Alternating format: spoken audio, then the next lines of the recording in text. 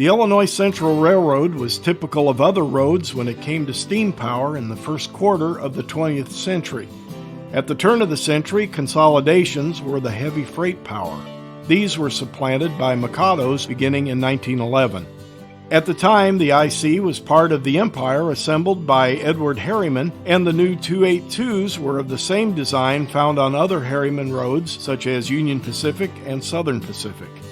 Like other roads, the IC turned to slow 210-2s for heavy freight power, eventually owning over 100 of the type.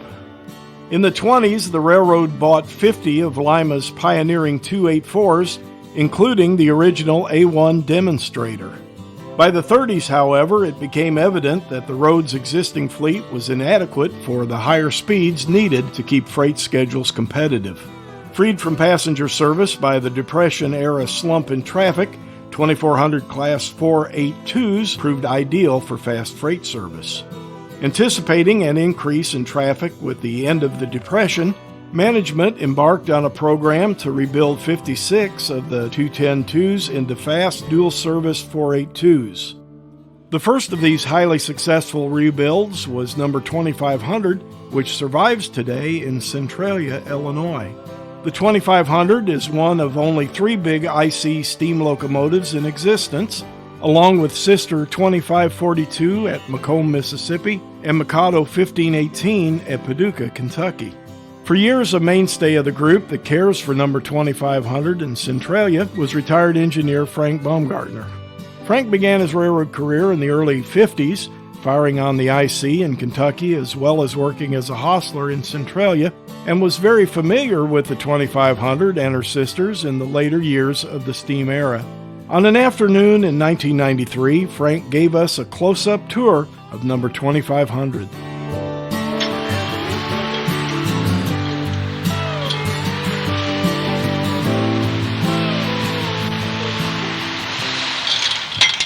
The gate unlocked at least.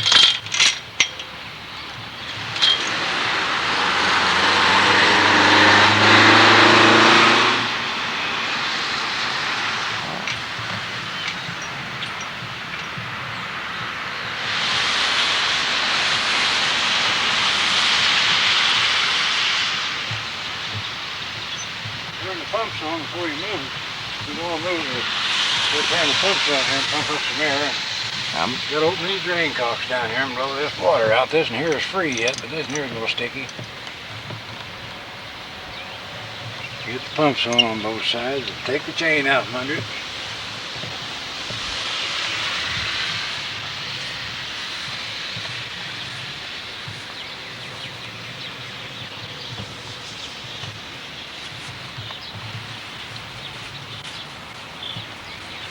That was kind of a must there. That kept them from running off in case the throttle leaks or anything. Chain them. This is a control valve up here, which works like a distributing valve does on a diesel locomotive.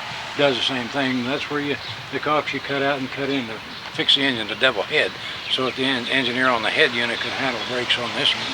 Now, these are the blow-off cocks that blow down the mud ring inside the firebox. This is all surrounded with water. Inside there's water, and around the water log, and this is what blows the sediments out of it. Going on either side. This is a friction journal, the old-fashioned way with the packing inside there where they use the waste and oil. And of course you can see the size of the trailing truck axle.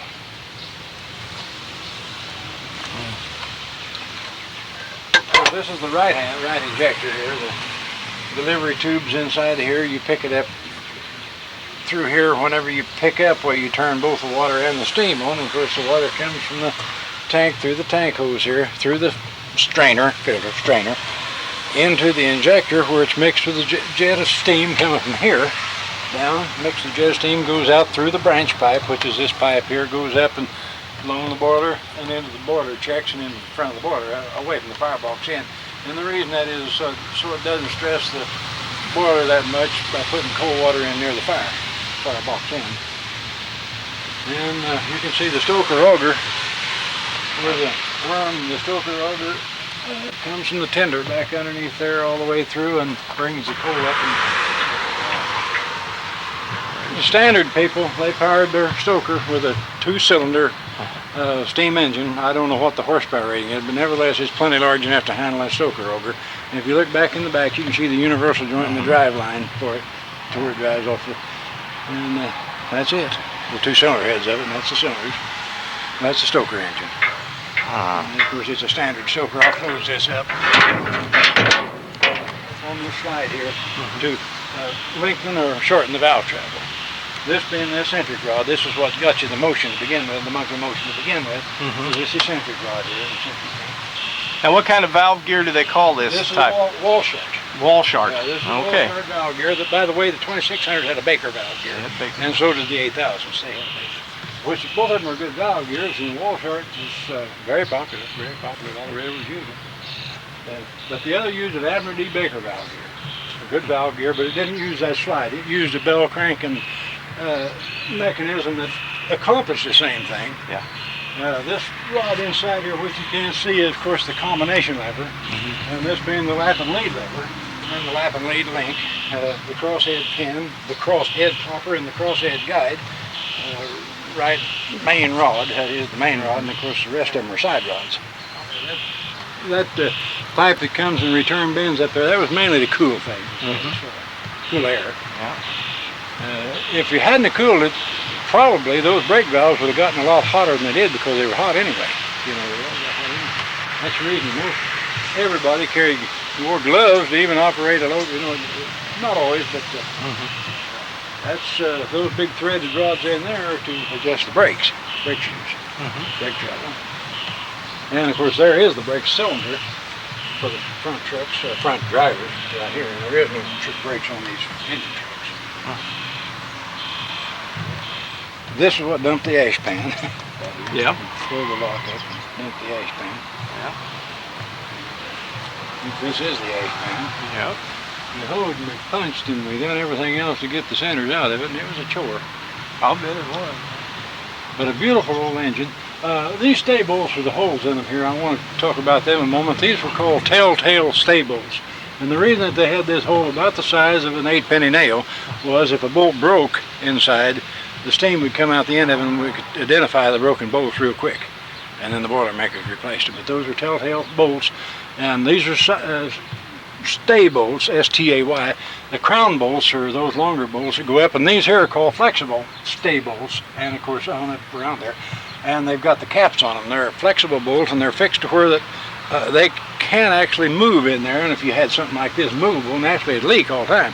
So they fixed that by putting a sleeve around it and plugging it. And these were flexible staples. And this was a washout plug, or the firebox washout plug.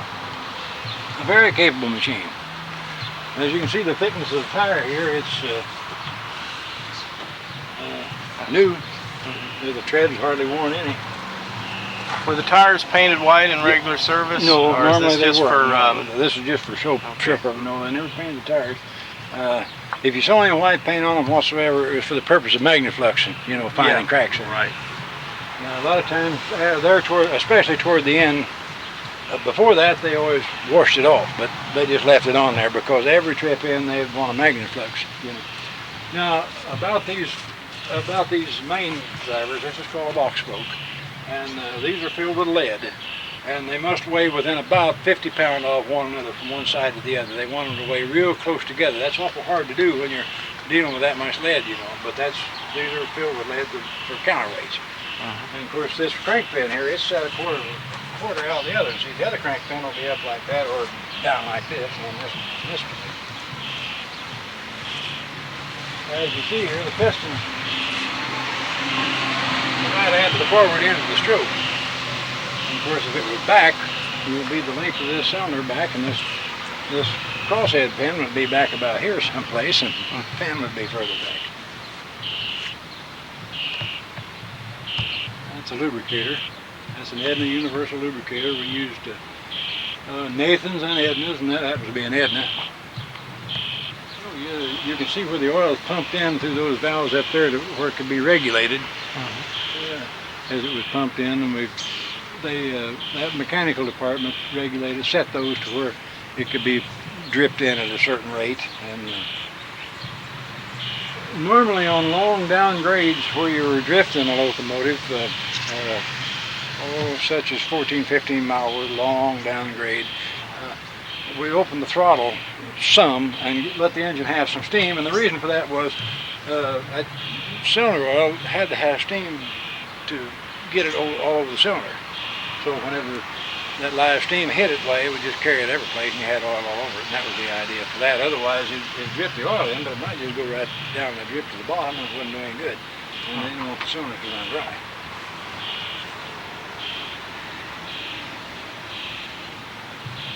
That is a relief valve there whenever the throttle shut off and the pressure drops below a certain point. Well, that valve there opens so that steam can escape and it won't build up pressure in the valve. This is the valve chamber, or the steam chest, if you please. These are peepholes, so they can set the valves by looking in the peepholes and measuring a certain way. This is the valve guide, valve stem. As they look up at the sandbox on there, you can see what they meant by square domes and bare boilers, because there's really not much junk hanging on the side of this boiler. It's pretty bare, and got a square dome. Yeah. That was a square dome. Beautiful engine, beautiful engine.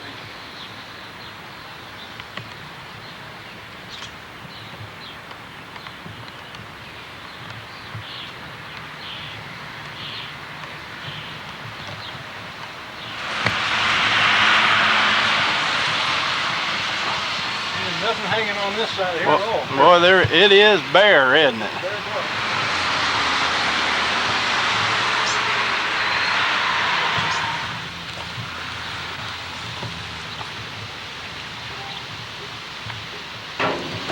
Well, normally when we were working with them, we didn't have the coal gates open, of course, because they were all closed and coal was up above your head. But anyhow, this is the tender tank, empty of coal, with a stoker auger.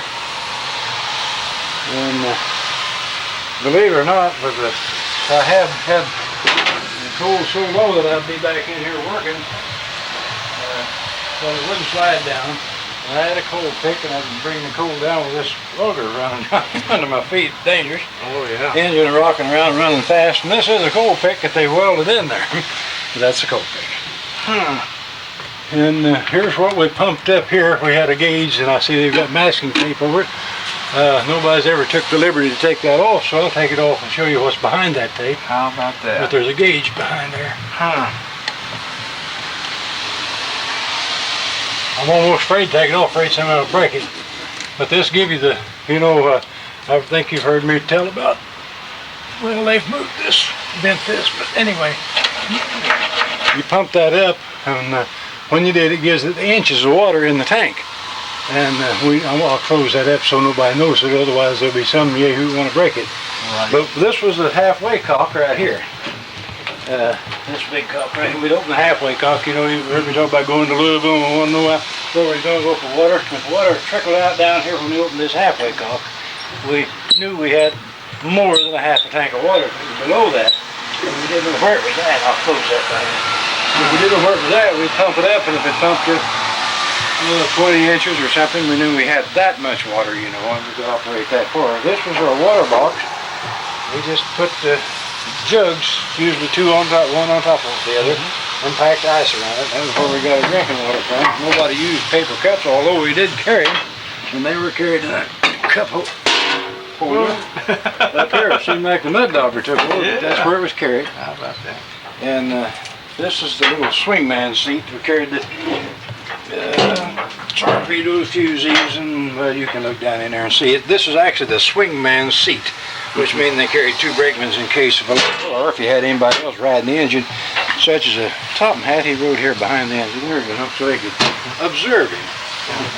I never did like to ride that low the way I always did my cushions. Every time I boarded the engine, I'd pull them up out there and turn them this way, and that'd give me another inch or two higher.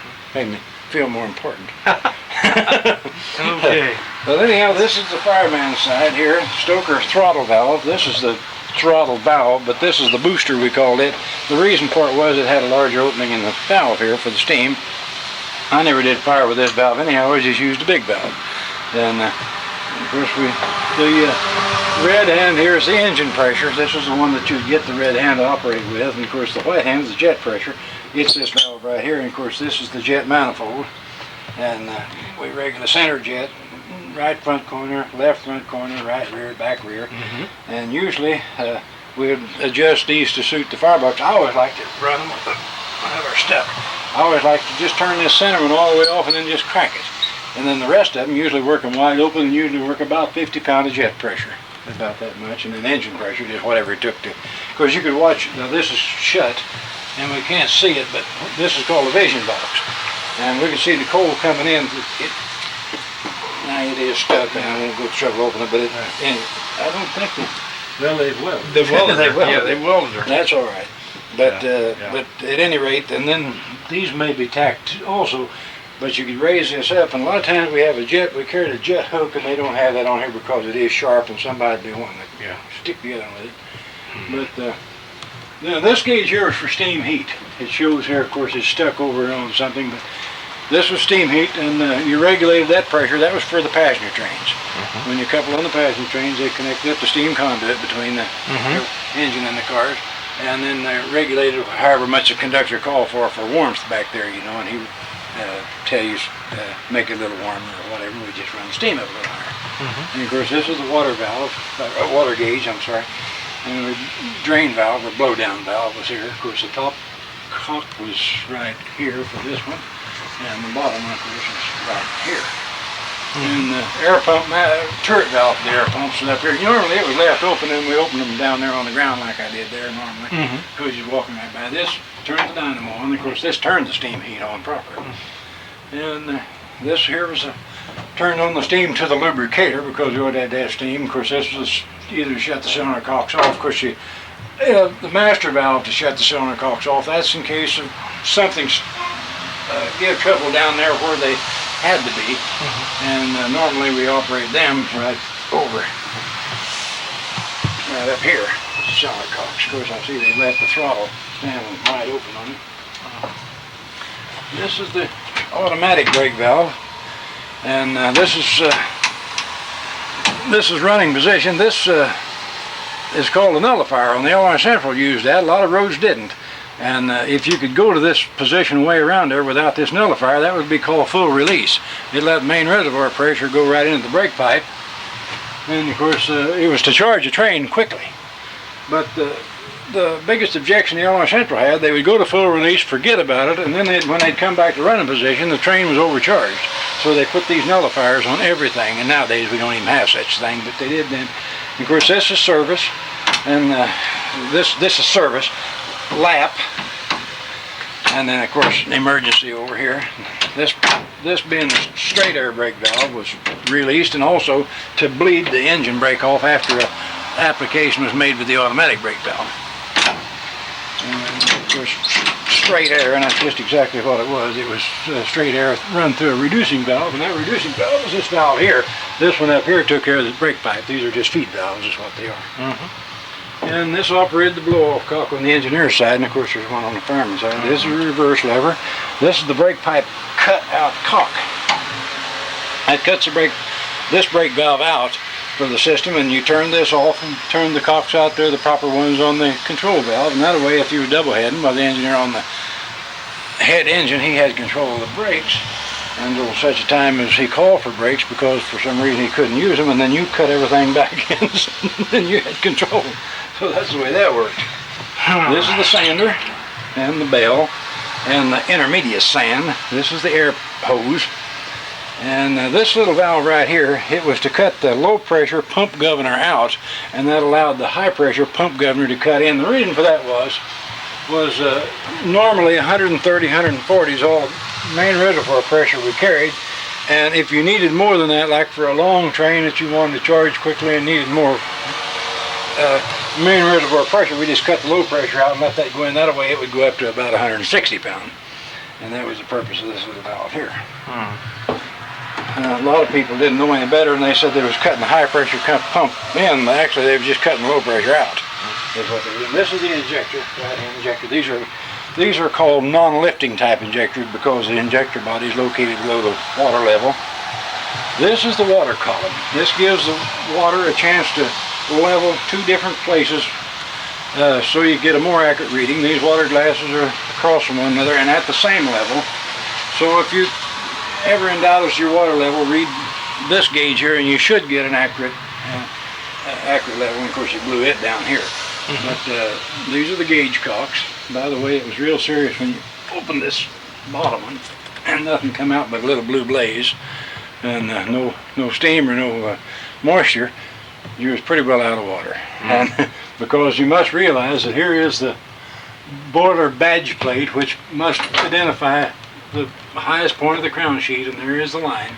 So you can see about the water level that was above the crown sheet. And of course you never let that crown sheet run dry for even an instant. And it's the information is stamped on there is the number of the boiler, the workable steam pressure, the allowable steam pressure. Of course these engines, this particular class of engine, carried 240 pound steam. We had them that carried 275, but that was the 2600s. 8000 carried 265.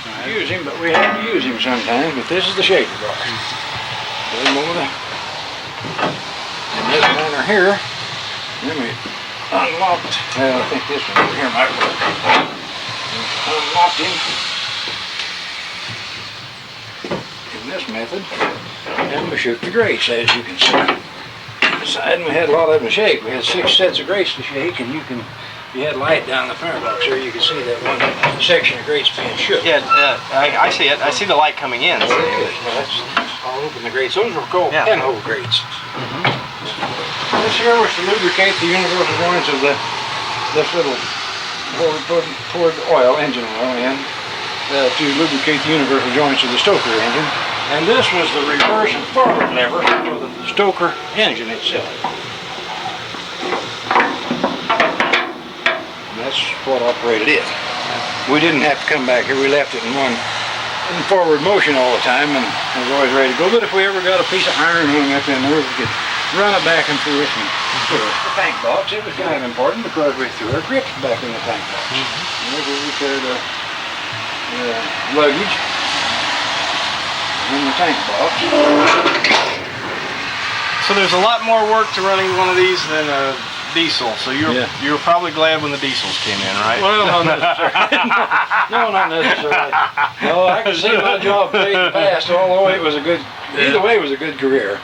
Yeah. Yeah, it was very interesting both ways. But these were the most interesting days, and this, by the way, the blower valve. This turns the blower on to blow up the stack, keep the smoke out of the cab. This was where the brakeman rode. I just don't have any cushion on, but that was his. By the way, it was usually full of waste. This box was. We put the cotton waste in there with a ball, and this little box here was for torpedoes. Torpedoes. That's where the brakeman rode, right there.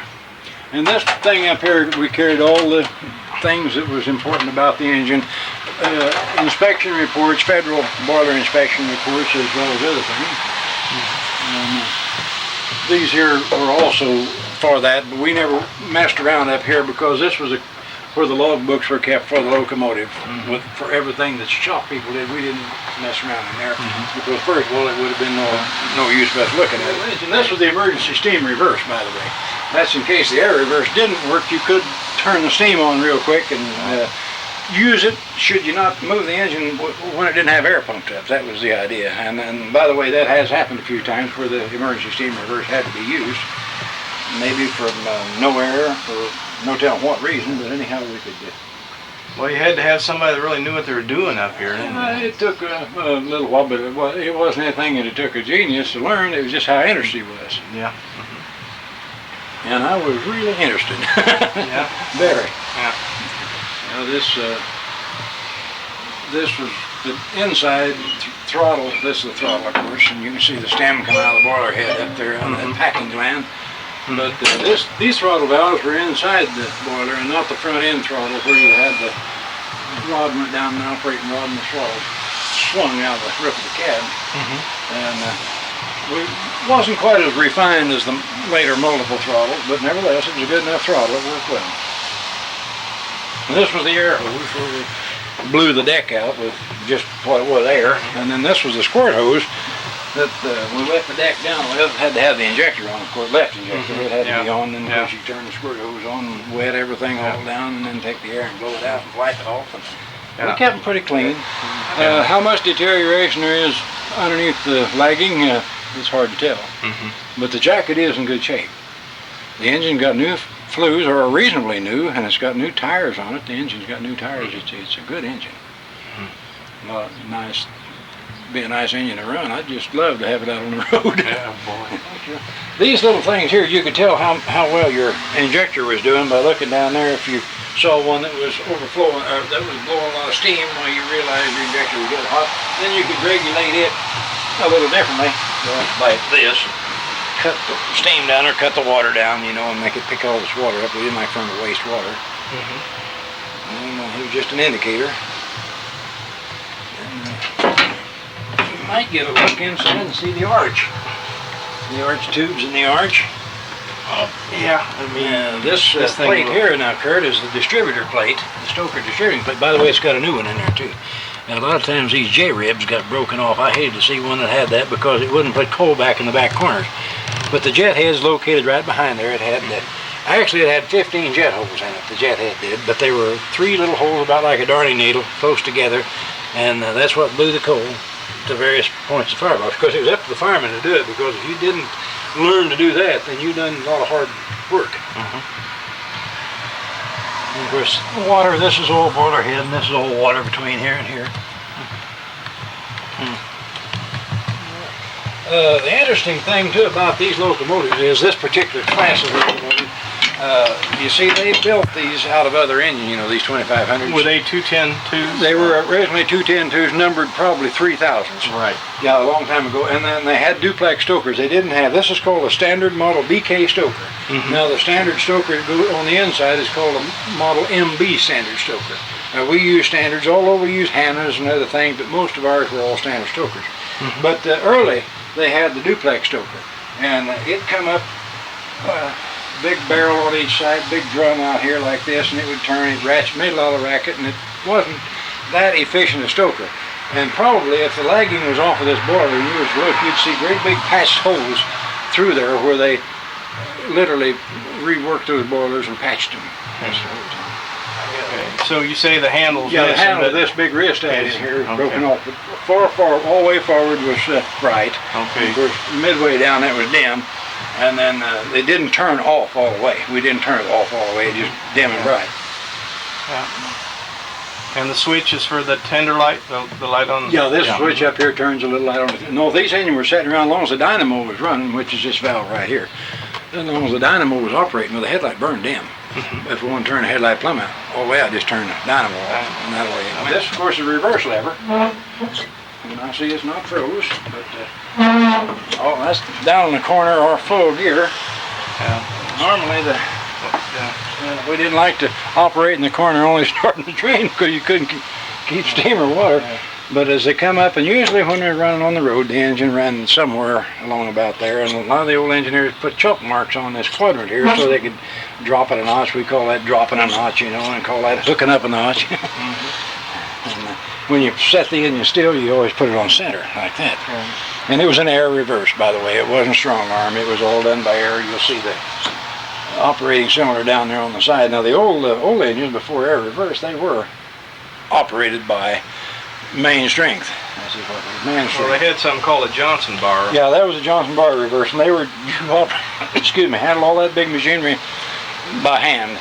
The smaller locomotives you could get by with that, but an engine this size you couldn't handle. I think them mud hens out on the Rio Grande, I think they have Johnson. They have Johnson bars. The little number 5's got a Johnson bar on it. I ran the number 5 with the Johnson bar reverse, and we had an engine here. Those little 200 switch engines, they had Johnson bar reverse, but they were small engines, and but the tons of machinery you'd be trying to handle with a reverse lever would be. Awesome, especially if you had to do any switching. Now, if it was just a matter of putting the engine in forward motion, getting the engine moving and hooking it up and going, that's one thing. But anytime you were switching where you had to go from reverse to forward and back and forth, well, you'd just run yourself ragged.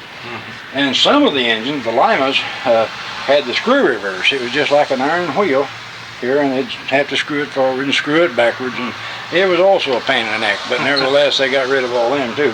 And I never worked on an engine that had a screw reverse.